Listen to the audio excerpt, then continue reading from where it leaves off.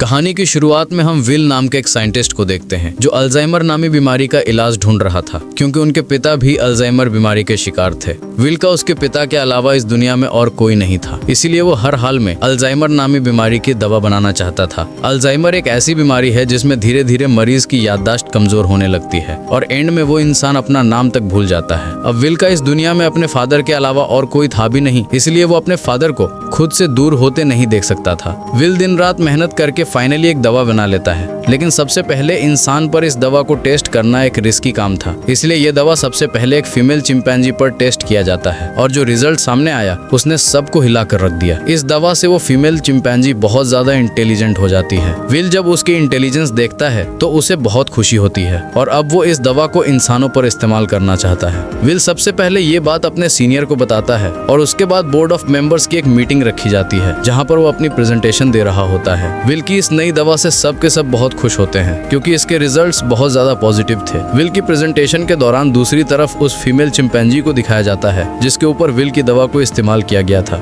वहाँ पर एक वर्कर आता है जो उसे वहाँ से दूसरी जगह शिफ्ट करना चाहता है, लेकिन आज उस चिंपैंजी का नेचर थोड़ा अलग था। वो उस जगह से दूसरी जगह शिफ्ट नहीं होना चाहती थी। जब वर्कर जबरदस्ती करता है तो उस चिंपैंजी को बहुत गुस्सा आता है। वो उस वर्कर का हाथ पकड़ लेती है और उसके बाद वहाँ से निकलकर चारों तरफ तोड़फोड़ करना शुरू कर देती है। वो काबू से बाहर हो गई और उस जगह पहुंच जाती है जहां पर बोर्ड ऑफ मेंबर्स की मीटिंग चल रही होती है। यहां पर विल चाह कर भी उसे कंट्रोल नहीं कर पाता क्योंकि ये चिंपैंजी बहुत ज्यादा गुस्से में होती है, इसलिए इस चिंपैंजी को गोली मारनी पड़ती है जिससे उस चिंपैंजी की मौके पर ही मौत हो गई। इस हादसे के बाद बोर्ड के मेंबर्स ने ये माना कि विल की दवा की वजह से ये चिंपैंजी अग्रेसिव हो गई थी और अब चिंपैंजी की मौत के साथ साथ विल का ये पूरा का पूरा एक्सपेरिमेंट भी पूरी तरह से खत्म हो गया है। बोर्ड के मेंबर्स ने लैब में रखे सारे चिंपैंजीज को मारने का हुक्म दिया क्योंकि उन पर भी विल की बनाई हुई दवा का इस्तेमाल किया गया था। हालांकि विल अपने बॉस को कन्विंस करने की कोशिश करता है कि मेरी दवा में कोई प्रॉब्लम नहीं है, लेकिन उसका बॉस साफ साफ मना कर देता है। वो कहता है कि अगर तुम्हारी दवा में प्रॉब्लम नहीं होती तो वो चिंपैंजी इतना ज्यादा अग्रेसिव नहीं होती। विल की 5 सालों की एक्सपेरिमेंट अब जाया हो गई थी। वो अंदर लैब की तरफ जाता है, तभी उसके पास लैब का केयरटेकर आता है और उसे बताता है कि आपकी दवा में कोई भी प्रॉब्लम नहीं है। दरअसल चिंपैंजी आपकी दवा की वजह से अग्रेसिव नहीं हुई थी, बल्कि उसने उसी वक्त एक बच्चे को जन्म दिया था, जिस वजह से वो गुस्से में आ गई थी क्योंकि उसे वहाँ से शिफ्ट किया जा रहा था। और अब विल को पूरी बात समझ में आ जाती है। वो वर्कर उसे कहता है कि मैंने बॉस के कहने पर उन सारे चिंपैंजीज को मार दिया और उस बच्चे को नहीं मार पाया जो अभी अभी पैदा हुआ है। उसके बाद विल बिना किसी को बताए चुपके से उस बच्चे को अपने घर ले आता है जहां पर विल के फादर भी होते हैं। और यहाँ पर हमें दिखाया जाता है कि ये चिंपैंजी का बच्चा छोटा तो है, लेकिन उसका दिमाग इंसानों की तरह तेज है। बहुत जल्दी वो विल के पिता से घुल मिल जाता है और विल के पिता उसे नाम देते हैं सीजर। धीरे धीरे 3 साल बीत जाते हैं और अब वो चिंपैंजी का बच्चा जिसका नाम सीजर है वो बहुत ज़्यादा स्मार्ट हो चुका है। वो पढ़ सकता है, गेम्स खेलता है और बिल्कुल इंसानों की तरह हर एक काम को करता है। बस वो सिर्फ एक चीज़ नहीं कर सकता और वो है इंसानों की तरह बोलना, पर वो इंसानों की बातचीत को अच्छी तरह से समझ सकता है। वहीं विल के पिता को दिखाया जाता है जिनकी अल्जाइमर बीमारी की वजह से दिमागी हालत काफ़ी ज़्यादा ख़राब हो चुकी है, यहाँ तक कि उनकी नर्स भी उनका ध्यान रखने से मना कर देती है। वो विल से कहती है कि तुम्हारे पिता को अब हॉस्पिटल की ज़रूरत है, घर पर उनका टेक केयर नहीं किया जा सकता। विल अपने पिता की हालत देखकर उसे बहुत दुख होता है और अगले दिन जब वो लैब में जाता है तो चुपके से उस दवा को लेकर आता है जो उसने सीजर की मॉम को और बाकी चिंपैंजीज को दी थी। और ये दवा उसने स्पेशली अपने पिता के अल्जाइमर बीमारी के लिए बनाई थी। वो जानता था कि उसके पिता का बचना अब नामुमकिन है, इसलिए वो ये रिस्क लेता है और अपने पिता को अल्जाइमर की वो दवा इंजेक्ट कर देता है। विल के पिता पहले इंसान होते हैं जिनके ऊपर इस अल्जाइमर की दवा को यूज किया जाता है। विल रात भर सो नहीं पाता क्योंकि उसे डर लगता है कि कहीं उसके पिता को कुछ हो ना जाए। और अगली सुबह विल देखता है कि उसके पिता पियानो बजा रहे हैं। वो पूरी तरह से ठीक हो चुके हैं। विल ये देखकर बहुत खुश होता है, यानी उसकी दवा ने उसके पिता को पूरी तरह से ठीक कर दिया है। वहीं हमें सीजर को दिखाया जाता है जो खिड़की से कुछ बच्चों को साइकिल चलाते हुए देखता है। सीजर का भी मन करता है कि वो भी उन बच्चों की तरह साइकिल चलाए, इसलिए वो पड़ोस के घर में चला जाता है। पर इस घर का मालिक बहुत ही खड़ूस इंसान था। वो सीजर को देख लेता है। अब वो सीजर को मारने के लिए बेसबॉल का बैट उठाकर उस पर हमला कर देता है, लेकिन उससे पहले कि वो उसे बुरी तरह से मारता, यहाँ पर विल और उसके पिता सीजर को बचा लेते हैं। विल पड़ोसी को समझाने की कोशिश करता है कि ये सिर्फ खेलने की कोशिश कर रहा था, इससे तुम्हें कोई खतरा नहीं है। पड़ोसी कहता है कि ये मेरे बच्चों को नुकसान पहुंचा सकता है और अगर ये बंदर का बच्चा दोबारा यहाँ पर आया तो मैं इसे मार दूंगा। यहाँ पर सीजर के पैर पर चोट लग गई होती है, इसलिए विल उसे डॉक्टर कैरोलिन के पास ले जाता है। और जब कैरोलिन उसका इलाज करती है तो उसे पता चलता है कि ये बहुत ज़्यादा इंटेलिजेंट है, क्योंकि सीजर विल से इशारों में बात कर रहा होता है। जल्द ही विल और डॉक्टर कैरोलिन की आपस में दोस्ती हो जाती है। कैरोलिन को सीजर बहुत पसंद आ जाता है, इसलिए वो विल के घर आना शुरू कर देती है, जहाँ उसे पता चलता है कि सीजर हमेशा घर पर रहता है, उसे बाहर नहीं ले जाया जाता, इसलिए सीजर हमेशा खिड़की से बाहर देखता रहता है। कैरोलिन विल से कहती है कि हमें उसे बाहर ले जाना चाहिए। विल को ये आइडिया पसंद आया और अगले दिन विल और कैरोलिन सीजर को पास के एक जंगल में ले गए जिसका नाम रेडवुड है। वो खूबसूरत जंगल सीजर के लिए किसी जन्नत से कम नहीं था। सीजर को ये जगह बहुत पसंद आई और इसी तरह से 2 साल और बीत जाते हैं। अब विल और कैरोलिन एक दूसरे के साथ रिलेशनशिप में आ चुके हैं। सीजर भी अब बड़ा हो चुका है और ये लोग हमेशा उस जंगल में आते हैं। एक दिन जब ये लोग रेडवुड जंगल में होते हैं तो वहाँ एक फैमिली आती है जिनके पास एक डॉग होता है जिसके गले में पट्टा बांधा गया होता है। वो डॉग सीजर पर भौंकने लग जाता है, जिसे देखकर सीजर बहुत ज़्यादा मायूस हो जाता है। सीजर इसलिए मायूस नहीं होता कि डॉग ने उस पर भौंका, बल्कि वो डॉग के गले में पट्टा देख लेता है और पट्टा तो उसके गले में भी विल ने बांधा था।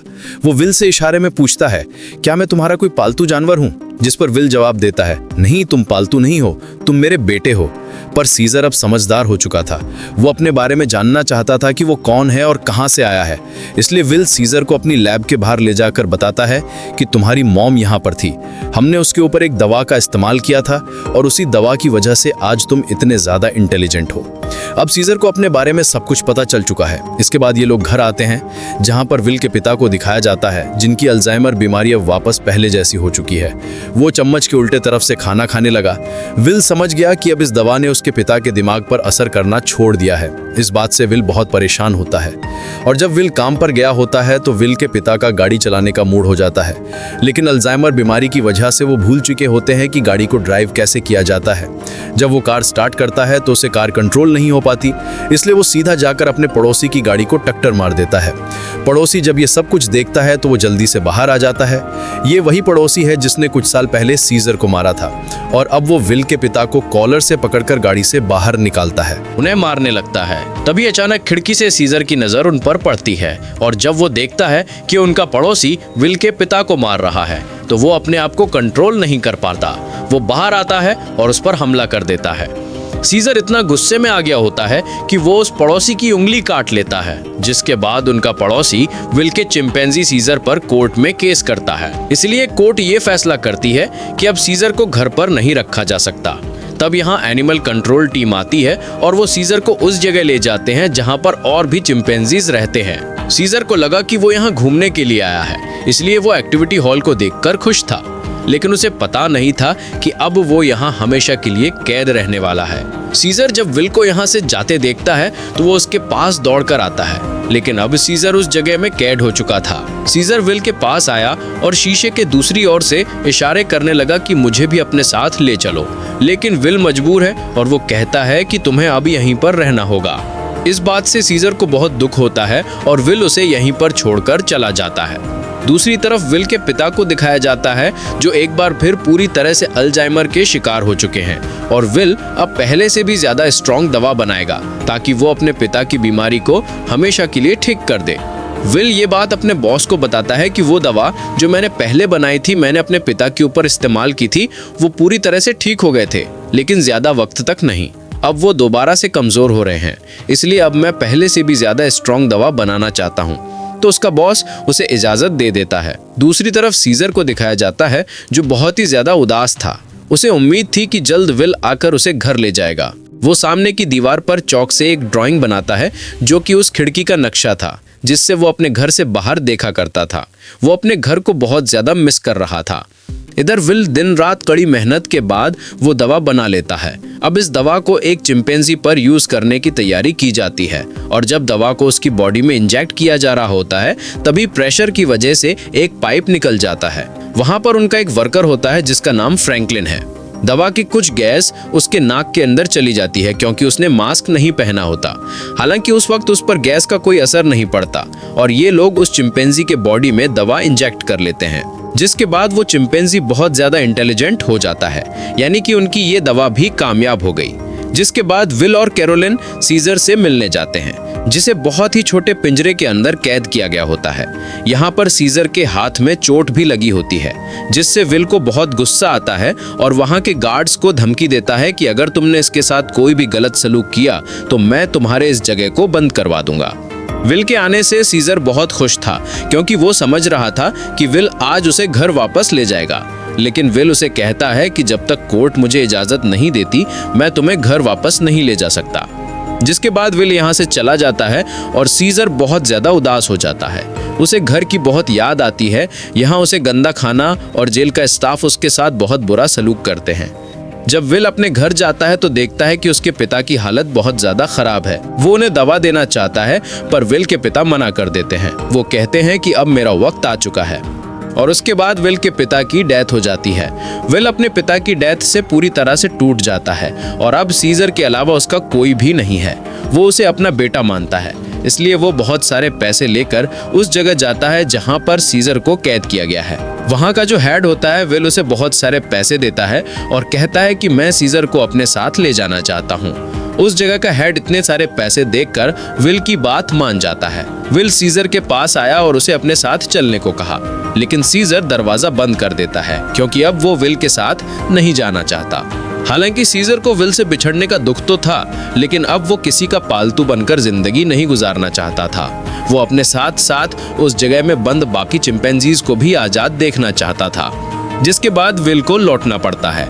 रात को उस जगह काम करने वाले एक लड़के के कुछ दोस्त यहाँ पर चिंपैंजीज को देखने के लिए आते हैं, और जब इनमें से एक लड़का सीजर के पास आता है तो सीजर उसे पकड़कर अपनी तरफ खींचता है और उसकी जेब से चाकू निकाल लेता है। उस चाकू से सीजर रात को अपने सेल का गेट खोल लेता है।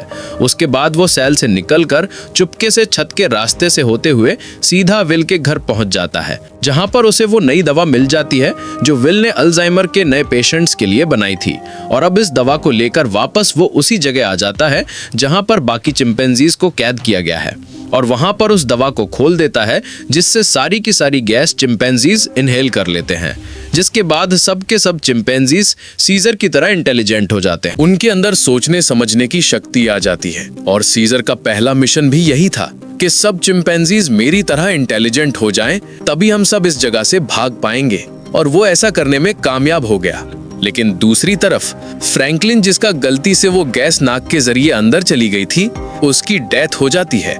इसका मतलब ये है कि ये दवा सिर्फ चिंपैंजीज पर असर करती है और इंसानों को ये दवा मार देती है।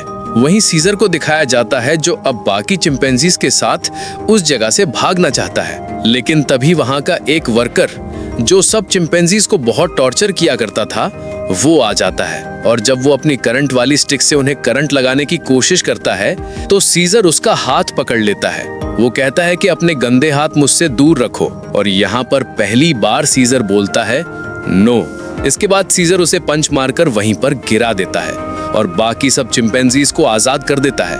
वो वर्कर उठकर एक बार फिर से अपनी इलेक्ट्रिक स्टिक लेकर उनकी तरफ बढ़ता है, लेकिन सीजर उस पर प्रेशर से पानी खोल देता है, जिससे उसे करंट लगने से उसकी मौत हो जाती है। इसके बाद सीजर सब चिंपैंजीज को लेकर पास के एक जू में पहुंच जाता है। वो वहां के सभी चिंपैंजीज को आजाद करके अपनी टीम में शामिल कर लेता है, और अब ये सब के सब विल की लैब में पहुंच जाते हैं। वहां पर भी बहुत सारे चिंपैंजीज होते हैं, ये उन्हें भी आजाद कर देते हैं, और अब इन सब की एक टीम बन चुकी है। वहीं विल, जिसे सीजर की बहुत ज्यादा याद आती है, वो उस जगह कॉल करता है जहां पर सीजर को कैद कर रखा गया था, पर उसका कॉल कोई रिसीव नहीं करता। इसलिए वो जल्दी से कैरोलिन के साथ वहां पर पहुंच जाता है। वो देखते हैं कि यहाँ पर तो एक भी चिंपैंजी मौजूद नहीं। तभी उन्हें एक जख्मी वर्कर दिखाई देता है। विल उससे पूछता है कि यहाँ पर क्या हुआ। वो बताता है कि तुम्हारा सीजर सबको अपने साथ ले गया, और वो पहली बार बोला भी था। ये सुनकर विल बहुत ज्यादा परेशान हो जाता है, और अब वो समझ जाता है कि सीजर अपने सभी साथियों के साथ रेडवुड जा रहा है, जहाँ पर बचपन में उसे ले जाया करता था।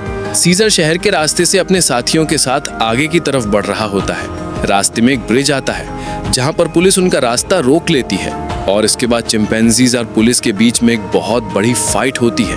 हालांकि सीजर का मकसद इंसानों को चोट पहुंचाना नहीं था, बल्कि अपने चिंपैंजी भाइयों को आजाद करके उन्हें रेडवुड जंगल तक पहुंचाना था। उनके ऊपर हेलीकॉप्टर से हमला किया जाता है, और जब सीजर को नुकसान पहुंचने वाला होता है तो तभी वहां पर एक गोरिल्ला हेलीकॉप्टर के ऊपर कूद जाता है और हेलीकॉप्टर को क्रैश कर देता है, जिससे उसकी जान चली जाती है। और तभी वहां पर कोबा नामी चिंपैंजी आता है। कोबा वही चिंपैंजी है जिसकी बॉडी पर लैब में एक्सपेरिमेंट किया गया था, जो उस आदमी को मार देता है जो हेलीकॉप्टर से उन पर गोलियां चला रहा था। यहाँ जब एक गोरिल्ला पुलिस वाले को चीरने वाला था, तब सीजर उसे रोक लेता है, क्योंकि सीजर पुलिस वालों को रोकना चाहता था, उन्हें मारना नहीं। अब ये सब के सब ब्रिज को क्रॉस कर रेडवुड पार्क पहुंच जाते हैं, जहां पर विल भी कुछ देर में पहुंच जाता है। वो सीजर को आवाजें देने लगता है। इस दौरान एक दूसरा चिंपैंजी विल पर हमला करने वाला होता है कि तभी सीजर उसे रोकता है। विल सीजर से कहता है कि तुम मेरे साथ घर चलो, नाराजगी छोड़ दो, नहीं तो पुलिस तुम सबको मार देगी। सीजर विल को अपने गले लगाता है और उसके कान में कहता है कि अब यही मेरा घर है। और विल समझ जाता है कि सीजर को उसकी दुनिया मिल चुकी है, वो उसके साथ लौटकर नहीं आएगा। विल सीजर से कहता है, ठीक है, ये तुम्हारी जिंदगी है, जी लो इसे। जिसके बाद विल सीजर को यहीं छोड़कर चला जाता है। अब सीजर और उसके साथियों की एक नई दुनिया है और सीजर इन सबका लीडर है।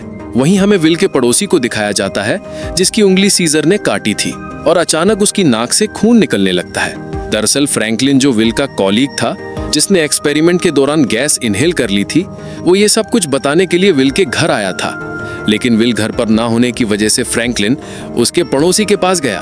अचानक उसे खांसी आई, जिससे खून के छींटे उसके ऊपर गिर गए और अब ये भी उस वायरस से इन्फेक्टेड है। दरअसल ये एक पायलट होता है जो कि इंटरनेशनल फ्लाइट्स उड़ाता है। इसका मतलब ये वायरस पूरी दुनिया में फैला देगा, जिससे पूरी दुनिया बदल जाएगी। और होता भी ऐसा ही है। इस मूवी का सेकंड पार्ट 2014 में आया था, जिसमें दिखाया जाता है कि वायरस को फैले हुए आज 10 साल हो चुके हैं और दुनिया से इंसानों की बहुत बड़ी आबादी खत्म हो चुकी थी। जहां एक तरफ इंसानों की आबादी कम हो रही थी, दूसरी तरफ चिंपैंजीज की जनरेशन बढ़ती जा रही थी। ये सभी उस जंगल में पूरी तरह से फैल चुके थे और वो सभी अब पहले से भी ज्यादा स्ट्रांग हो चुके थे। यहाँ हमें सीजर को दिखाया जाता है। वो अब भी सभी चिंपैंजीज का लीडर है और इस जंगल में सीजर का ही राज चलता है। इस जंगल में अब इंसानों का आना मना है। सीजर का अब एक बेटा हो चुका है, जिसका नाम ब्लू आई है। एक दिन सीजर का बेटा जब अपने दोस्त के साथ जंगल में घूम रहा होता है, तभी उनके सामने एक इंसान आ जाता है, जो जंगल में अपनी टीम के साथ हाइड्रोइक डैम देख रहा था, ताकि पूरे शहर को इलेक्ट्रिसिटी दोबारा से दी जा सके। और ये डैम चिंपैंजीज के इलाके में है। वो आदमी जब सीजर के बेटे ब्लू आई और उसके दोस्त को देखता है, तो वो बहुत ज्यादा डर जाता है और अपनी गन निकाल लेता है। सीजर का बेटा भी गुर्राने लगता है। वो आदमी डरकर गोली चला देता है, जिससे सीजर के बेटे का दोस्त घायल हो जाता है। गोली की आवाज सुनकर सभी चिंपैंजीज यहाँ पर आ जाते हैं। साथ ही जिस आदमी ने गोली चलाई होती है, उसके साथी भी आ जाते हैं, जो यहाँ पर डैम ढूंढ रहे होते हैं। चिंपैंजीज उन्हें मारना चाहते हैं। वो सब उन पर बहुत ज्यादा गुस्सा होते हैं। तभी इंसानों के ग्रुप का लीडर आगे आता है, जिसका नाम मैल्कम है। वो सीजर से बात करता है। वो उसे बताता है कि हम यहाँ पर किसी को नुकसान पहुंचाने के लिए नहीं आए, हम तो बस यहाँ सिर्फ शहर की बिजली ठीक करने के लिए डैम ढूंढ रहे थे। सीजर उसे कहता है, चलो ठीक है, इस बार तुम आ गए, लेकिन दोबारा यहाँ पर मत आना, तुम सब यहाँ से चले जाओ। अब वो सब के सब यहाँ से चले जाते हैं और इन्हीं चिंपैंजीज में जो कोबा होता है, जिसके ऊपर कभी इंसानों ने एक्सपेरिमेंट्स किए थे, जो इंसानों से बहुत ज्यादा नफरत करता है, वो सभी चिंपैंजीज से कहता है कि इंसान दोबारा से हमारे इलाके में आ गए हैं, वो हमें फिर से नुकसान पहुंचाएंगे, इसलिए इंसानों को हमें अपनी ताकत दिखानी होगी। और सीजर भी अब उसकी बातों में आ जाता है और ये सब तय करते हैं कि ये इंसानों की बस्ती में जाएंगे। और अब सीजर अपने घोड़े पर बैठकर सबके आगे होता है। उसके साथ सभी चिंपैंजीज इंसानों के इलाके में जाते हैं। यहाँ पर दिखाया जाता है कि जो पहले रोशनियों से चमकने वाला एक खूबसूरत शहर हुआ करता था, अब वो पूरी तरह से वीरान हो चुका है। यहाँ पर टेक्नोलॉजी और बहुत सारी चीजें अब पूरी तरह से खत्म हो चुकी हैं। सीजर अपनी पूरी सेना को लेकर इंसानों के इलाके में पहुंच जाता है, जहाँ पर मैल्कम एक बार फिर से सीजर के सामने आता है और वो सीजर से कहता है कि हम तुमसे माफी मांग चुके हैं। सीजर कहता है कि आज के बाद अगर हमारे इलाके में कोई भी आया तो हम उसे मार देंगे। हम युद्ध नहीं चाहते, लेकिन अगर इंसानों ने दोबारा हमारे इलाके में आने की कोशिश की तो हम किसी को नहीं छोड़ेंगे। यहाँ पर कोबा भी होता है। कोबा चाहता है कि वो इंसानों से युद्ध लड़े, लेकिन सीजर इंसानों को वार्निंग देकर यहाँ से पूरी सेना के साथ निकल जाता है। वहीं मैल्कम को दिखाया जाता है जो बहुत ज़्यादा परेशान होता है क्योंकि जिस जगह में ये लोग रह रहे थे वहाँ पर बिजली नहीं थी और उनका पावर प्लांट खास उसी जगह में था जहाँ पर चिंपैंजीज का इलाका था। वहाँ पर जाना मतलब अपनी मौत को दावत देना है, लेकिन सारी जिंदगी ये लोग बिना इलेक्ट्रिसिटी के तो नहीं रह सकते थे, इसलिए उन्हें हर हाल में वहाँ पर जाकर बिजली ठीक करनी थी। मैल्कम अपने सीनियर से कहता है कि हमें एक बार सीजर से बात करके देखना चाहिए, क्या पता वो हमारी तकलीफ को समझ ले। जिसके बाद मैल्कम अपनी फैमिली और एक ग्रुप लेकर वहाँ जंगल के बाहर पहुँच जाता है। मैल्कम जब सीजर को अपनी सारे सिचुएशन बताता है तो सीजर समझ जाता है, क्योंकि वो इंसानों के साथ रह चुका है। उसे पता है कि इलेक्ट्रिसिटी का मतलब क्या है और इंसानों के लिए वो कितनी ज़रूरी है। सीजर कहता है ठीक है, तुम लोग अंदर आ सकते हो, मगर एक शर्त पर, तुम्हें सारे हथियार हमारे हवाले करने होंगे। मैल्कम मान जाता है और अब अपनी टीम के साथ वो उस जगह पहुंच जाता है जहां पर पावर प्लांट है और इसके बाद ये लोग वहां पर काम करना शुरू कर देते हैं। मैल्कम की वाइफ और उसका बेटा चिंपैंजीज के बच्चों से बहुत जल्दी घुल मिल जाते हैं और जब ये लोग पावर प्लांट पर काम कर रहे होते हैं तभी एक चिंपैंजी को वहां पर छुपी हुई एक गन मिलती है और वो गन सीधा वो लेकर जाता है सीजर के पास। और जब सीजर को पता चलता है कि इंसान अपने साथ छुपाकर यहाँ पर गन्स लाए हैं तो उसका गुस्सा एक बार फिर से भड़क जाता है और वो मैल्कम और उसके साथियों से कहता है तुम जंगल छोड़कर चले जाओ। लेकिन तभी सीजर को पता चलता है कि उसकी पत्नी जो बहुत लंबे समय से बीमार थी, मैल्कम की पत्नी ने उसे दवा दी थी जिससे अब वो पूरी तरह से ठीक हो गई। ये देखकर सीजर इंसानों को एक और मौका देता है। वो कहता है तुम्हारे पास एक दिन और है, तुम इस पूरे पावर प्लांट को ठीक कर सकते हो और इसके बाद यहाँ से चले जाना। दरअसल मैल्कम का एक साथी जो कभी पुलिस ऑफिसर हुआ करता था, उसे चिंपैंजीज पर बिल्कुल भरोसा नहीं है, वो उनसे नफरत करता है और वो यहाँ पर गन्स लेकर आया होता है। उनके पास और भी गन्स होते हैं और जब ये लोग गन्स एक दूसरे को पास कर रहे होते हैं तो ऊपर से कोबा देख लेता है। कोबा गुस्से से लाल हो जाता है कि ये इंसान तो बिल्कुल भी भरोसे के लायक नहीं है और कोबा इंसानों से बहुत ज़्यादा नफरत करता है और वो जल्दी से सीजर के पास जाता है। वो उससे बताता है कि इंसानों के पास और भी हथियार हैं, इंसान भरोसे के लायक नहीं है, तुम्हें उन्हें हमारे इलाके से निकालना होगा। जिस पर सीजर उसे सब्र रखने को कहता है। इस बात से कोबा को गुस्सा आता है। वो कहता है तुम्हें अपने साथियों की बिल्कुल भी परवाह नहीं है, तुम इंसानों से प्यार करते हो क्योंकि तुम भी उन्हीं में से एक हो।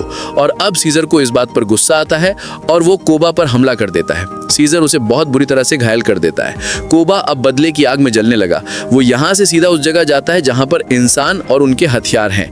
वो वहाँ से इंसानों के हथियार लेता है और बहुत सारे इंसानों को मार देता है और उन्हें मारने के बाद वापस वो अपने इलाके में आता है जहाँ पर वो अपने ही चिंपैंजीज के कई घरों को आग लगा देता है। और जब मौका देखता है कि सीजर बिल्कुल अकेला है, उसके पास कोई भी नहीं है, तो वो चुपके से सीजर को भी गोली मार देता है। सीजर वहीं झाड़ियों में गिर जाता है। इसके बाद कोबा अब सभी चिंपैंजीज के पास जाता है और कहता है इंसानों ने हमारे घर जला दिए और हमारे लीडर सीजर को भी मार दिया।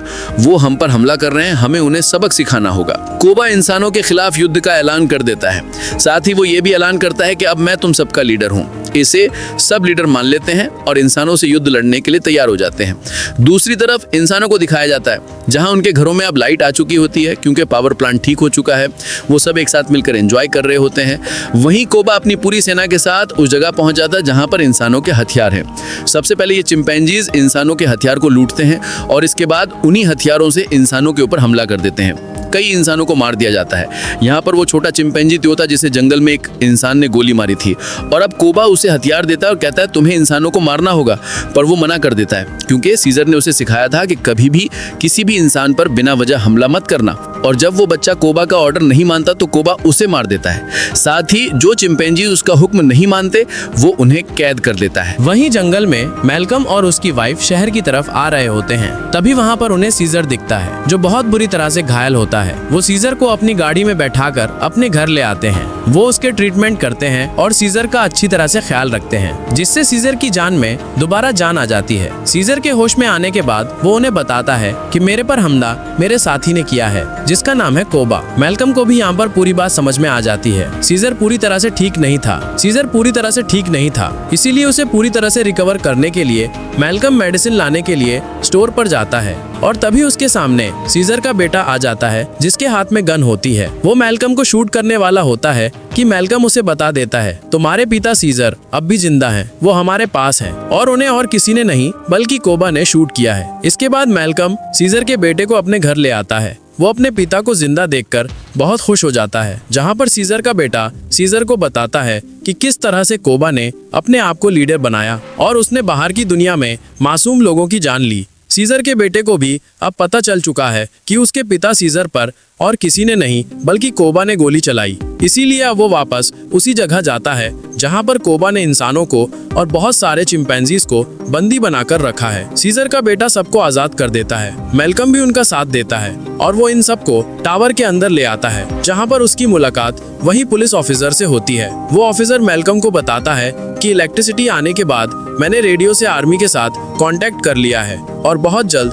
बहुत बड़ी आर्मी की सेना यहाँ पर आने वाली है जो सभी चिंपैंजीज का खात्मा कर देगी। साथ ही वो ये भी बताता है कि मैंने टावर के ऊपर बहुत सारे बॉम्ब्स को फिट कर दिया है ताकि जब चिंपैंजीज टावर के ऊपर चढ़ेंगे तो मैं बॉम्ब को ब्लास्ट करके उन सब चिंपैंजीज को मार दूंगा। हालांकि इसमें उसकी खुद की जान भी चली जाएगी। उसके हाथ में रिमोट कंट्रोल होता है और अब ये देखने के बाद मैल्कम और सभी इंसान वहाँ से भागना शुरू कर देते हैं। वहीं सीजर को दिखाया जाता है जो अब यहाँ पर पहुँच चुका है। उसका सामना कोबा से होता है और कोबा और उसके बीच फाइट शुरू हो जाती है। सीजर को जिंदा देखकर बाकी चिंपैंजीज भी कोबा की गद्दारी को जान चुके हैं। वहीं हमें उस पुलिस ऑफिसर को दिखाया जाता है जो टाउन के एक हिस्से को बॉम्ब से ब्लास्ट कर देता है जिसमें कई सारे चिंपैंजीज मारे जाते हैं। लेकिन कोबा, सीजर और उसके कई साथी अब भी जिंदा हैं। जब कोबा देखता है कि बहुत सारे चिंपैंजीज वापस सीजर को सपोर्ट करने लगे हैं तो वो इन सब पर गोलियां चलाना शुरू कर देता है। तभी सीजर काफी ऊंचाई से कोबा पर हमला कर देता है और उसे बिल्डिंग से नीचे धकेल देता है। कोबा लोहे की रड से लटक जाता है।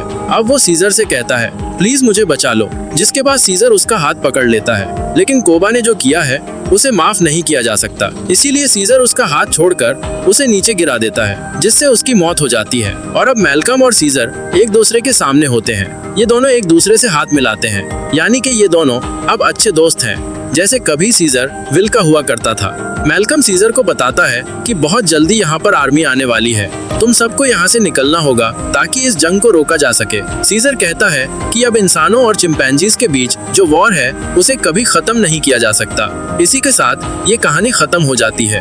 अगर वीडियो आपको अच्छी लगी हो तो हमारे चैनल सिनेमा जगत को सब्सक्राइब और वीडियो को लाइक जरूर कीजिएगा।